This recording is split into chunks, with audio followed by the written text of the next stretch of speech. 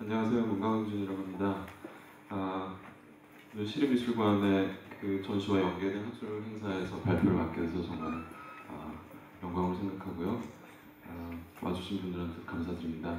그 디아스포라와 관련해서 그 네 분 발표자들께서 다양한 주제로 발표를 해주실 텐데, 전 첫 번째 발표를 맡아서 개념 설명과 이론 매핑 이런 주제로 발표를 할까 합니다. 그래서 디아스포라라는 개념이 뭐고, 그다음에 그 개념이 어떤 원형적인 형태를 가지고 있고, 어떻게 변화하고 확장해 가고 있고, 그다음에 현재 지금 오늘날 우리가 디아스포라라는 왠지 우리한테 낯선 그 개념을 어떻게 우리 상황에 맞춰서 우리 상황 속에서 그것을 다시 사유해야 되나, 그게 왜 필요한가 하는 문제를 제기하는 방식으로 발표를 하려고 합니다.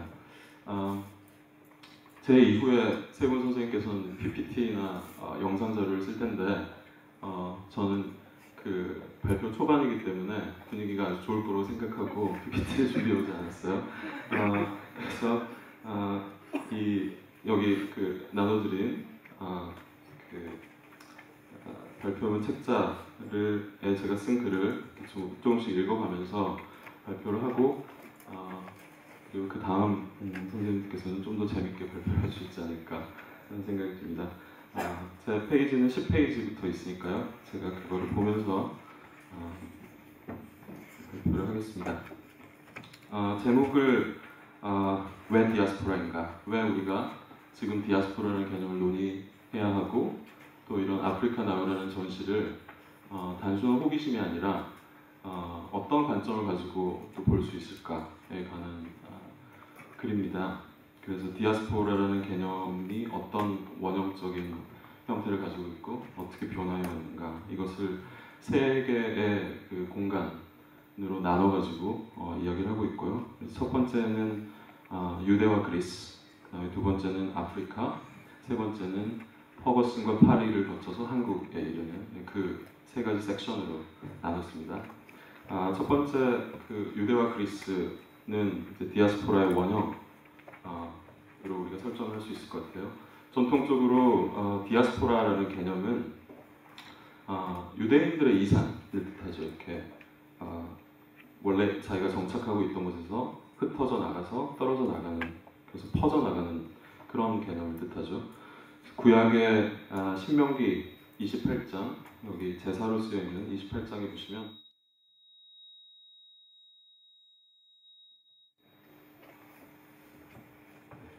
죄송합니다. 제사에 보시면 신이 여호와께서 이스라엘 백성한테 노해가지고 네 적군 앞에서 너를 패하게 하고 네가 그들을 치러 한 길로 나가서 7길로 도망하고 네가 그 땅의 모든 나라 중에 흩어질 것이다 라는 그런 식의 저주를 내립니다. 그래서 여기서 이 흩어진다 라는 단어의 그리스어 번역이 바로 디아스포라이고, 그리스어로는 디아스페리안이라고 하고요.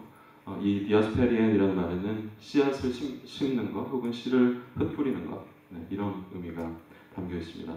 말 그대로 디아스포라는 자기가 태어나 자란 땅을 떠나서 타지로 흩어져 그렇게 살아가는 그런 이들을 말하는 단어가 되겠습니다. 그런 신명기의 맥락에서 드러나듯이 고국에서 떠나는 것이라는 것은 곧 씨로 흩뿌려지는 거기 때문에 뿌리를 상실하는 거죠. 그래서 유형과 추방이야말로 지독한 형벌 중 하나였던 고대인들한테는 디아스포라는 하나의 저주로 다가오게 됩니다.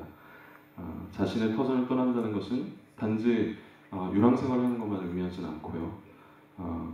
자신을 보호해줄 그런 왕이나 권력이 없는 상태, 국가가 없는 상태에서 다른 민족의 노예로 사는 운명, 정치적 권리 따위는 없고 끊임없는 폭력과 조롱의 대상이 되는 그런 운명을 받아들이는 것을 뜻하게 됩니다.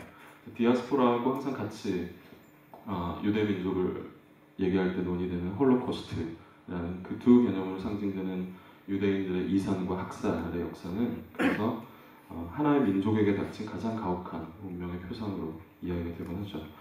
19세기가 되면 이 전 세계에 퍼져 살던 디아스포라 유대인들이 다시 구약 성경에 나와 있는 그 이스라엘의 원래 땅, 현재 팔레스타인인 그 땅으로 돌아가야 한다, 같이 돌아가자 하는 시오니즘이라는 운동이 벌어지고 있고, 이거 역시 디아스포라라는 운명이 얼마나 가혹했고 그걸 이 이스라엘 민족들이 극복하려고 했는가 하는 그 노력을 보여주는 문제죠.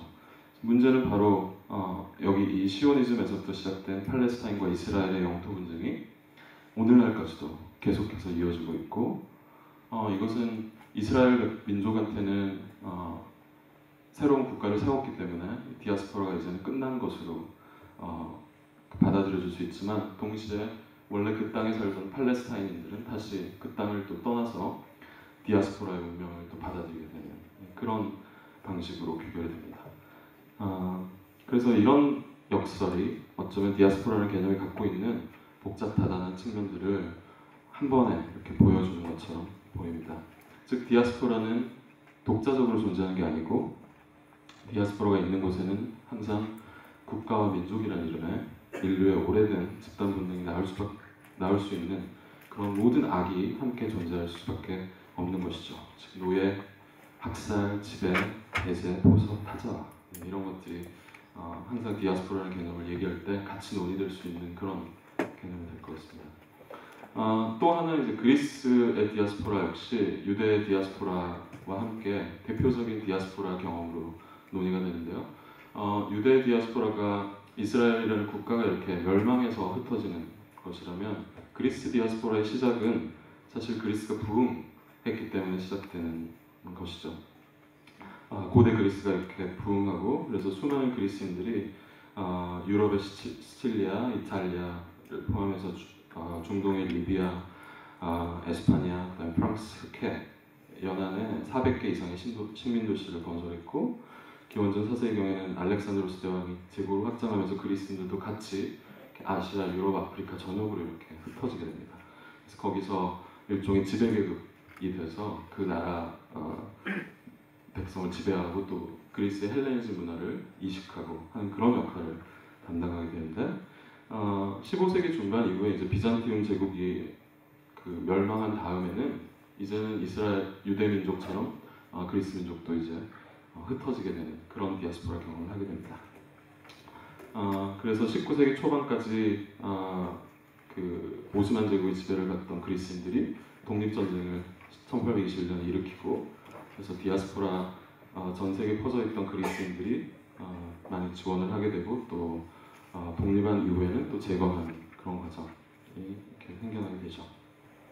그래서 이 유대인 디아스포라와 함께 대표적인 원형적 디아스포라 분류되는 그리스 디아스포라의 경우에는 조금 이렇게 15세기 이후, 그 다음에 19세기 이후의 그런 디아스포라이기 때문에 근대적인 어떤 문제들, 제국주의라든가 식민지, 전쟁, 경제위기 이런 요소들이 고대적인 어떤 유대 디아스포라 개념에 덧붙여지게 돼서 논의가 되게 됩니다. 이렇게 유대 디아스포라, 그리스 디아스포라에서 공이 볼 수 있듯이 디아스포라는 언제나 국가의 어떤 상태와 연관이 됩니다. 국가가 위기를 겪거나 멸망하거나 혹은 자기 국경을 넘어서 다른 곳으로 계속 부흥하거나 팽창할 때 이런 것들이 디아스포라를 자극하고, 이로부터 또 원주민과 이주민 사이에 정치적 갈등, 또 문화적 혼종에 관한 다양한 이슈들이 같이 출현하게 됩니다. 근대 이후 국가 상태가 뒤흔들리는 대표적인 시기, 곧 뭐 양차 세계대전이라든가 제국주의, 식민지, 지배, 그다음에 독립, 이런 과정들을 겪으면서 많은 피지배국들에서 디아스포라가 발생하는 것은 이런 이유 때문이죠. 한국의 경우도 마찬가지. 한국에도 뭐 정확한 숫자는 아니지만 대체로 한 700만 정도에 이르는 한국인 디아스포라가 전 세계에 퍼져 있는 것으로 알려져 있는데, 조선 왕국이 멸망하고 그 다음에 일본의 식민 지배를 받고 또 독립하고 전쟁을 겪고 하는 그런 현대사 과정 속에서 디아스포라가 발생을 하게 되는 거죠. 그래서 이 포스트 콜로니얼 시대인 오늘날 현대 디아스포라는 이런 정치적인 이유보다는 사실은 주로 경제적인 이유에서 많이 발생을 하는 것 같아요. 본국의 경제적 불안과 위기를 맞은 이들이 타국으로 떠나서 그곳에서 안정을 이렇게 도모하는 건데, 이런 경제적 디아스포라는 소위 세계화로 상징되는 신자유주의적 자본주의 논리가 전 세계 헤게모니로 자리 잡으면서 급증하게 됩니다. 국가 간의 경계가 사라지고 또 순환적으로 이렇게 위기가 찾아오고 하면서 경제적인 어떤 번영이라든가 안정을 찾아서 다른 나라로 떠나는 그런 경제적인 이유로 발생하는 이주자들이 계속 늘어나게 되고 그러면서 여기서 그 이주자와 원주민들 간의 정치적 갈등이라든가 문화적 갈등들이 계속해서 이렇게 발생하게 되는 것이죠. 네, 14페이지로 넘어가면 그래서 고대에서 현대에 이르기까지 디아스포라는 그래서 단순히 이산, 흙 뿌리는 것, 이주하는 그런 개념으로 설명할 수 없는 다양한 요소를 품고 있습니다. 노예제, 학살, 제국주의, 식민화에서부터 배제, 동화, 흡수 등에 이르기까지 디아스포라는 항상 문 같은 개념이라고 생각하시면 돼요. 디아스포라라는 개념 자체 속에 뭐가 있다기보다는 그 개념이 가지고 있는 여러 가지 그 개념과 연관된 다른 주제들, 즉 원주민과 이주민, 식민과 피식민, 주체, 타자, 동일성과 차이, 폭력과 관용 이런 문제들에 대해서 계속 사유할 수 있게 우리한테 문을 열어주는 그런 문 같은 그런 개념이라고 그런 이미지가 그려집니다. 그래서 기원전 6세기 이스라엘 예루살렘에서부터 2014년에 퍼거슨과 2015년에 파리와 서울 그리고 한국의 다른 도시들에 이르기까지 디아스포라는 우리로 하여금 차이가 만들어내는 긍정성과 부정성을 비판적으로 대면하고 성찰하게 만드는 그런 중요한 개념이 되겠고 그런 이유에서 우리가 디아스포라는 개념을 좀 생각해 볼 필요가 있다고 생각합니다. 두 번째 섹션은 이 디아스포라 개념이 어떻게 변화를 겪는가 하는 것인데요. 여기서 이제 우리가 아프리카 대륙을 이야기할 수 있게 됩니다. 이번 전시 주제인 아프리카 나우하고도 관련 있는 거고 전시를 보신 분들은 아시겠지만 여기 이번에 그 전시되어 있는 작가들이 다 뿌리는 아프리카이지만 현재 그 작가들이 거주하거나 활동하고 있는 곳은 뭐 남아공을 비롯해서 다른 아프리카 국가들 거기에 미국, 영국, 프랑스 이렇게 계속 그 다른 대륙에서도 많이 활동하고 있죠. 이게 이제 아프리카 대륙의 그 원주민들이 디아스포라의 경험을 통해서 이주를 하게 된 그런 결과로 이 작가들의 다양한 국적이 생겨나게 되는 건데요. 우리가 원형이 되는 그런 유대인 디아스포라보다 사실은 훨씬 더 큰 규모로 일어났던 디아스포라가 바로 블랙 디아스포라라고 하는 거죠. 혹은 아프리카 디아스포라라고 하는데요. 여러분이 다 아시다시피 근대와 더불어서 흑인은 대표적인 노예의 이미지가 되죠. 15세기 유럽인들이 아메리카라는 자기들한테는 신대륙을 발견하게 되고 거기에 정착을 하게 되면서 엄청난 노동력이 필요하게 되고 그래서 처음에는 그 원주민인 자기들이 부르는 아메리칸 인디언들을 노예로 삼아가지고 금을 캐고 은을 캐고 여러 가지 자원을 캐는 노예로 이렇게 쓰다가 그 노예가 부족해지니까 이제 아프리카에서 대량 노예를 이렇게 수입해 오게 되는 그런 과정이 벌어지고 그걸 이제 대서양 아틀랜틱 슬레이브 트레이드라고 하는 그 명칭으로 부르고 이 대서양 그 노예 무역이야말로 인류 역사상 가장 그 거대한 규모의 노예 수입과 수출이 이루어졌던 그런 경로가 되죠. 그래서 블랙 디아스포라를 얘기할 때는 반드시 거쳐갈 수밖에 없는 그런 개념이 되겠습니다. 그래서 이런 식으로 캐리비안이나 북미 전역으로 아프리카에서 팔려나간 그런 노예의 수는 학자들마다 다르지만 대략 1,200만 명 정도에 이르는 걸로 추산이 되고 그런데 꼭 그 대서양 노예 무역을 통해서만 흑인 그 노예 무역이 있었던 게 아니고 사실은 이 아프리카인들의 노예화라는 것은 고대에서부터 꾸준히 있어왔고 대서양 노예 무역에서 절정을 갖게 된 거죠. 그래서 인용문에 보시면 가능한 모든 경로를 거치며 아프리카 대륙은 자신의 인적 자원을 빼앗기며 피를 흘렸다.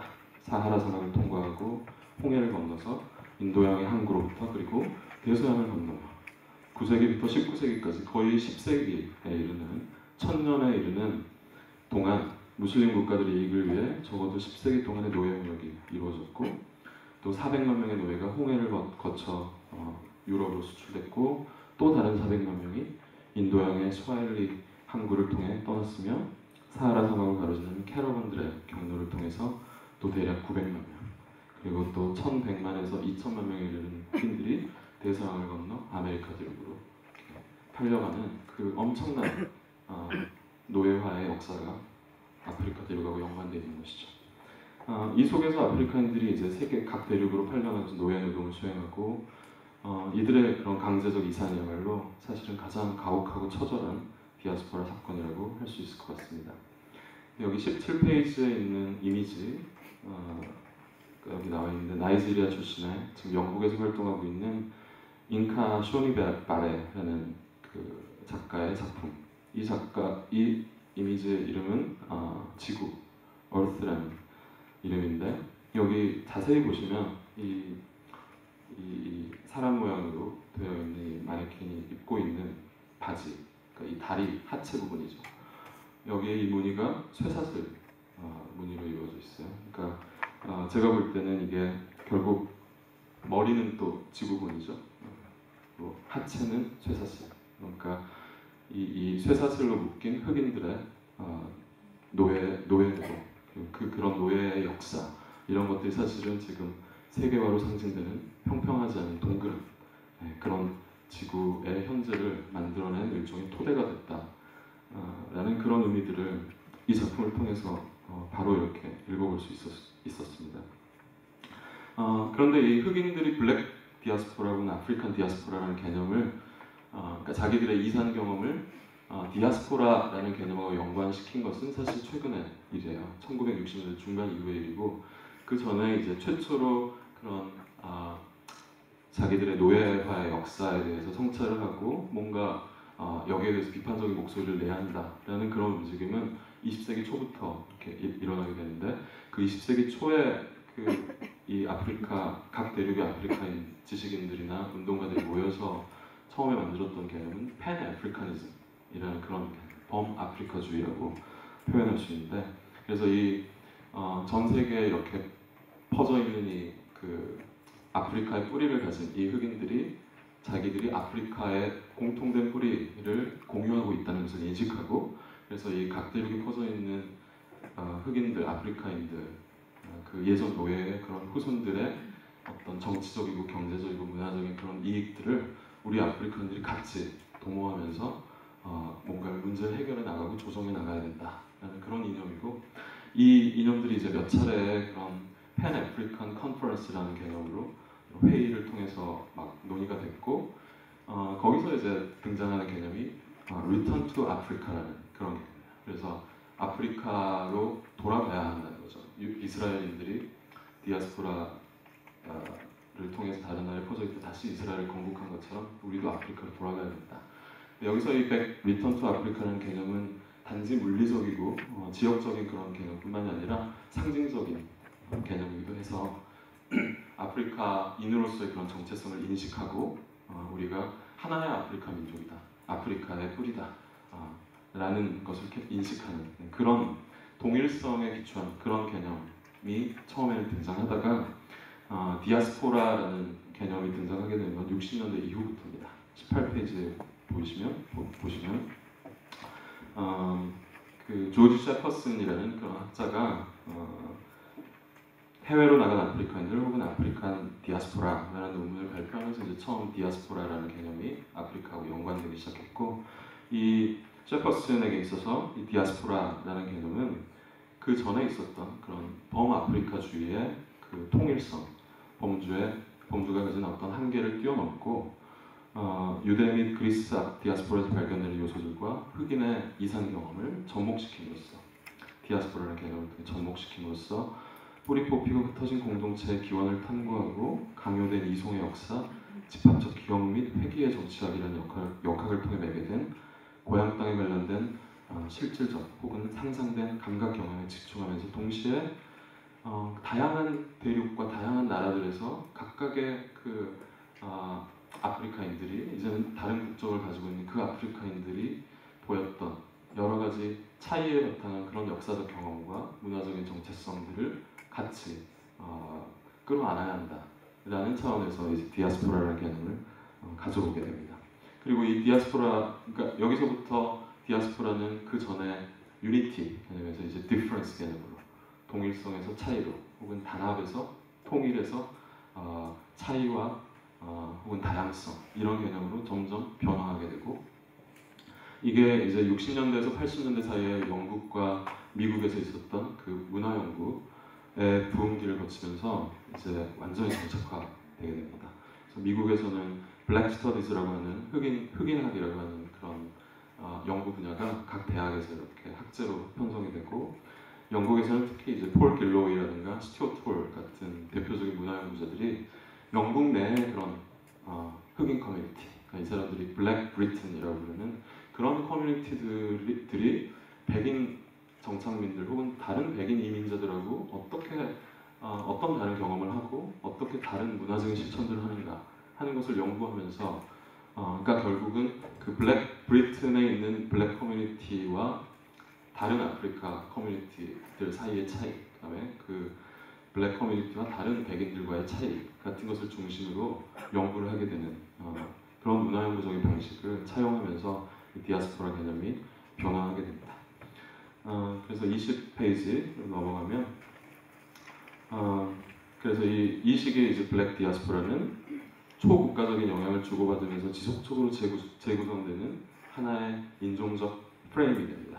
그러니까 단지 아프리카라는 뿌리를 가진 이들의 어떤 공통성을 강조하는 게 아니라 다양한 나라에 퍼져 있는 아프리칸 커뮤니티들이 어떤 방식의 차이를 가지고 있고 또 어떤 방식으로 이렇게 공통성을 가지고 있는지, 그리고 그것들을 연결하면서 어떻게 이들이, 그러니까 트랜스내셔널한 그런 영향을 서로 주고받는지 하는 그런 어떤 프레임 속에서 블랙 디아스포라라는 개념을 이제 연구하게 되는 거죠. 그래서 이 인용문, 길로이의 인용문에 보시면 이 그 검은 영국, 블랙 브리튼이라는 영국의 흑인 공동체의 그런 문화는 역시 다른 그 미국과 캐리비안의 흑인 문화에 영향을 받으면서 이렇게 형성이 되는 거고, 그것들이 다시 또 다른 흑인 커뮤니티에 영향을 주는 거고, 이런 식으로 계속 흑인 문화는 적극적으로 만들어지고 또 만들어지고 다시 재구성되고 하는 방식으로 계속 변화한다라는 주장을 하게 됩니다.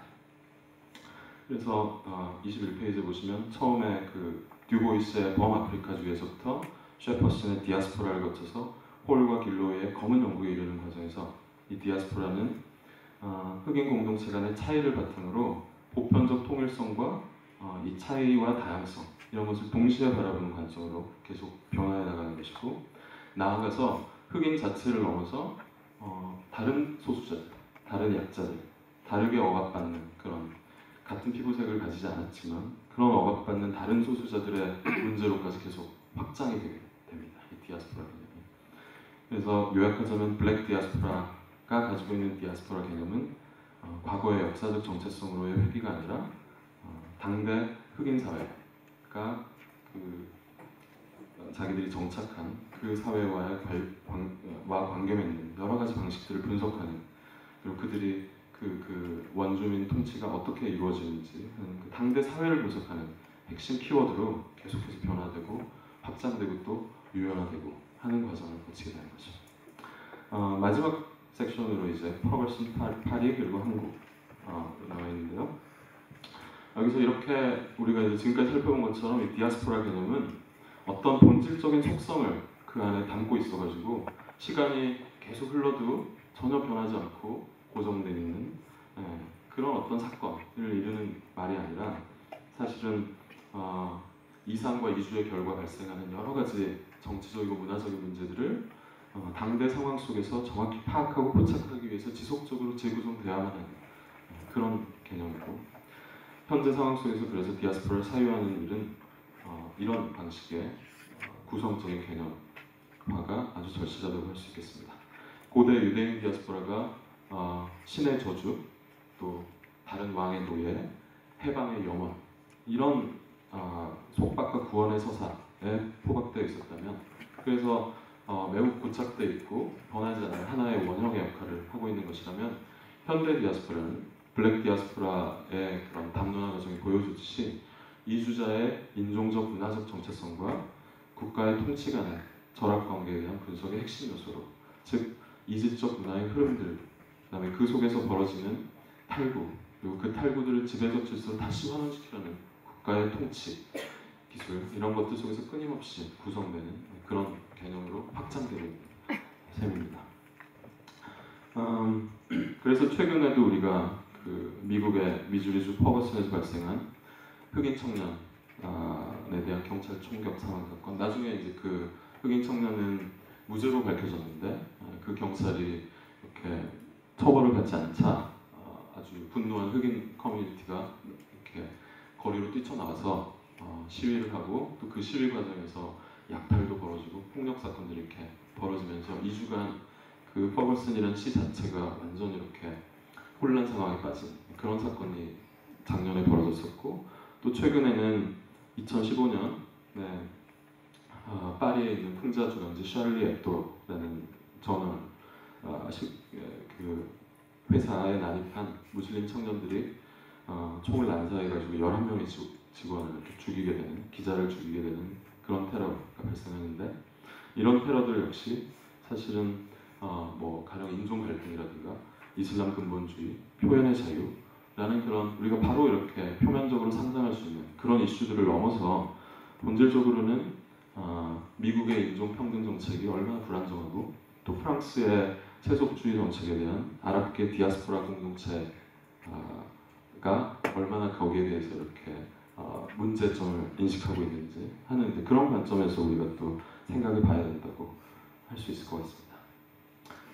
23페이지 보시면, 그래서 이 현대에 이런 번번이 일어나는 이런 그 인종 갈등과 그다음 무슬림 세력의 유럽에서의 그런 테러들, 이런 사건들에서 공통적으로 이 디아스포라 개념들을 발견할 수 있다고 생각하고, 이 디아스포라 개념을 논의하기 위해서는 현대 소위 유럽이나 아메리카의 그런 국가들, 그러니까 디아스포라의 경험을 가지고 있는 그런 소위 선진국 국가들이 어떤 이 디아스포라 이주자 문제를 관리하기 위해서 어떤 방식의 통치 방식을 쓰고 있는지 하는 것을 이렇게 같이 분석하는 게 되게 중요하다고 생각해요. 그래서 얘기하려는 것이 그 웬디 브라운이라는 학자의 관용 통치라는 그런 개념입니다. 원래 이 볼테르적인 의미에서 이 계몽주의에서의 관용 개념은 기본적으로 시민사회에서의 그런 종교적 갈등 문제를 해결하기 위한 그런 개개인, 그러기 위해서 개개인이 관용적인 열린 태도를 가져야 한다라는 것을 강조하는 그런 개념인데, 이런 계몽주의적 관용 개념을 국가의 통치 담론으로 이렇게 재구성하고 다시 이렇게 확장해서 분석하는 사람이 바로 웬디 브라운입니다. 이 사람에 따르면 이 관용이라는 담론은 이 디아스포라라는 경험을 통해서 이 유럽이나 아메리카의 여러 사회들이 지금 대면하고 있는 여러 가지 문화적이고 정치적인 그런 갈등들을 관용이라는 하나의 그 담론, 하나의 그런 그 논의, 이런 것들을 통해서 그런 것들을 잠잠하게 하고 그런 것들을 관리하려는 그런 방식의 통치주의라고 할 수 있어요. 국가가 이주자들의 어떤 문제가 생겼을 때 그런 문제들을 인간의 평등이라든가 인간에게 대한 완벽한 자유라든가 이런 개념으로 법적으로 그 문제를 풀려고 하는 것이 아니라 법은 그대로 두고 이 문제를 시민사회의 관용, 그러니까 여러분들이 함께 살기 위해서 이 다른 이주자, 우리와 다른 사람들을 인정하고 받아들이고 함께 살 수 있는 사회를 건설해야 된다. 여러분들이 그걸 해야 된다. 우리가 해야 된다라고 하면서 그런 정책을 이렇게 펴는 거죠. 그래서 시민사회한테는 관용을 강조하지만 동시에 법적인 문제는 해결하지 않음으로써 이 문제들이 생길 때마다 사실은 법이라든가 어떤 국가의 가치, 국가가 국민을 통치하는 그런 관점을 바꾸지 않은 채로 계속해서 이 문제를 시민사회에 그냥 맡겨버리는 식으로, 그리고 동시에 그냥 맡기는 것이 아니라 자신들이 보기에 관용을 베풀 만한 그런 이주자 집단과 관용을 베풀 수 없는 그런 이주자 집단을 분리해가지고 이 관용을 베풀 수 있는 선한 사람들한테는 관용을 베풀지만 그렇지 않은 악한 사람들한테는 법적인 제재라든가 억압 그리고 경찰 폭력 이런 것들을 사용해서 완전히 억누르는 방식의 그런 분할 통치를 하고 있다는 것이 웬디 브라운이 말하는 그 관용 개념의 이제 핵심이라고 할 수 있겠습니다.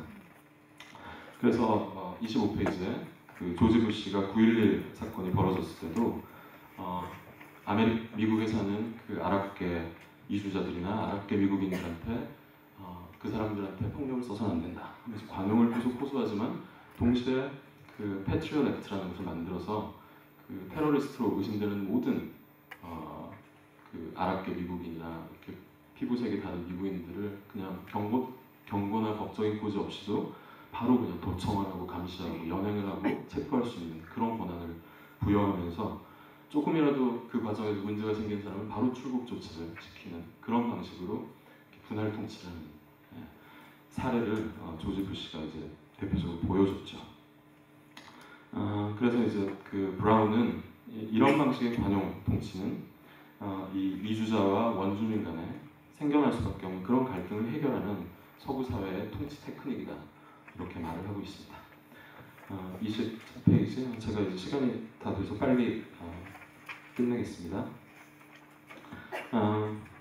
그래서 이 미국의 퍼거슨이나 파리의 샤를리 앱도 사건에서도 마찬가지로 이렇게 선한 이주민, 악한 이주민 이렇게 나눠가지고 선한 이주민들, 그러니까 법을 지키고 자기가 프랑스인이라고 생각하고 자기가 미국인이라고 생각하면서 애국을 하고 항상 얌전하고 점잖고 국가가 요구하는 것들을 다 따르고 충실하게 하는 그런 얌전한 사람들한테는 관용 정책을 쓰지만 거리에 뛰쳐나오고 테러를 저지르고 근본주의적인 신앙을 가지고 있고 그래서 항상 이 국가의 안위에 위협이 되는 그런 집단들한테는 강력한 폭력을 통해서 이들을 억압하는, 이들을 악마화하는 그런 식의 전략을 동시에 계속 구사를 하고 있는 것이죠.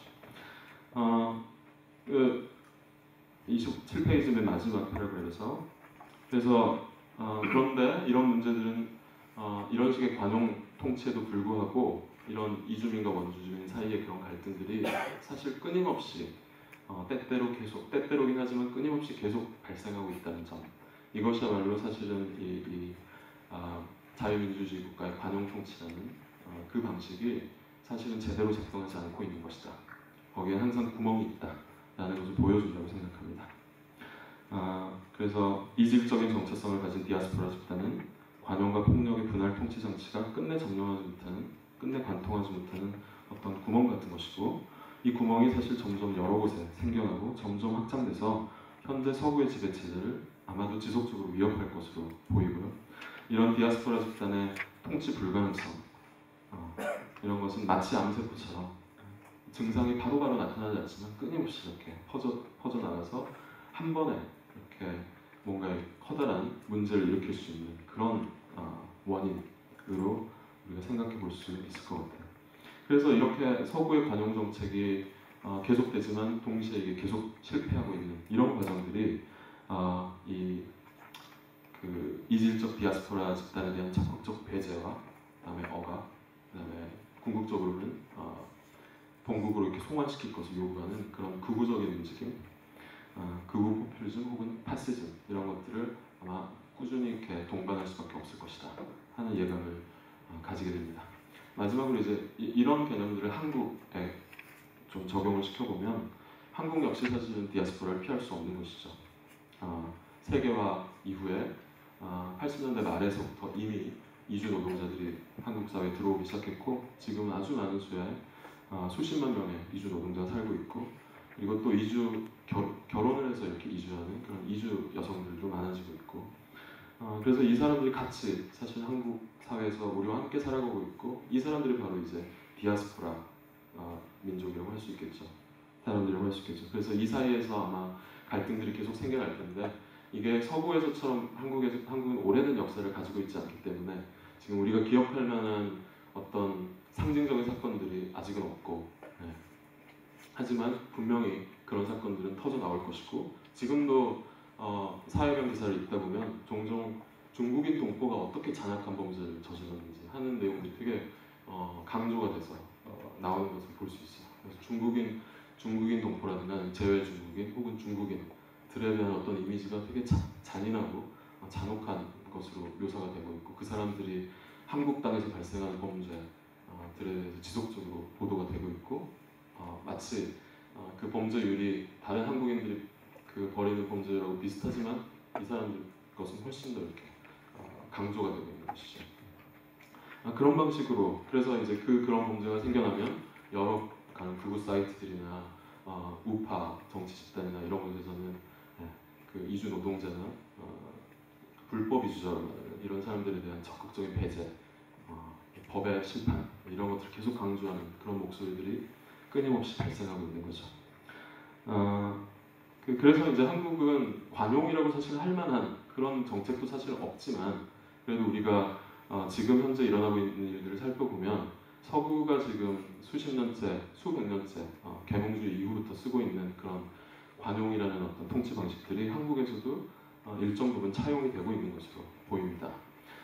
여기도 역시 분할 통치 방식이 사용되는데 선한 이주자, 악한 이주자 이렇게 분할하는 것이고 대체로 선한 이주자의 카테고리 속에는 결혼 이주 여성들이 들어가 있는 것 같고 악한 이주자의 카테고리 속에는 불법이라고 일컬어지는 그런 이주 노동자들이 들어가 있어서 이 선한 이주자들한테는 소위 다문화 정책이라는 이름으로 이 사람들이 한국인으로서 한국 사회에 충분히 안착할 수 있는 그런 여건들을 계속해서 마련해주는 그런 정책. 그러니까 일종의 말은 다문화주의지만 사실은 한국인으로 동화시키려는 그 사람이 한국인 남편들과 이렇게 낳은 그 2세들을 한국인으로 길러내려는 일종의 주체화하려는 그런 기술을 계속 이렇게 쓰고 있고 동시에 이주 노동자들은 언제든 한국에 자기 나라로 돌아가야 될 사람들로 그리고 불법으로 혹시 왔다면 바로 보내버려야 할 사람들로 그래서 우리한테 짐이 되는 그런 사람들로 이렇게 이미지화하고 그래서 이 사람들에 대한 어떤 법적인 억압 같은 걸 계속 강조하는 그런 방식으로 이렇게 이주자들에 대한 관리가 이렇게 분할돼서 나타나고 있는 것이죠. 그리고 그런데 이렇게 이주 노동자들이나 이런 식으로 억압된 그리고 동화를 강요당하는 그런 이주민들이 한국 사회에서 만약에 집단적인 목소리를 내기 시작한다면 그리고 그것이 그 목소리가 폭력의 방식을 띨 수도 있다면 우리 한국에서도 사실은 퍼거슨이나 파리에서와 같은 그런 사건들이 일어나지 않으리라는 보장이 없는 거죠. 네. 아마 미래에는 그런 사건이 분명히 일어날 수 있을 거라고 생각이 되고요. 30페이지 마지막 패러글을 읽으면서 마치겠습니다. 이렇게 유대인의 이산에서부터 한국에서 일하는 동남아 이주 노동자에게까지 디아스포라는 단 한 번도 끊긴 적 없이 계속되는 중입니다. 국가 간 자본의 경계가 사라지고 자본 간의 경쟁이 극심해지고 경제적 불평등이 심화됨에 따라서 이 경제적인 이유를 가진 디아스포라는 앞으로도 지속될 것입니다.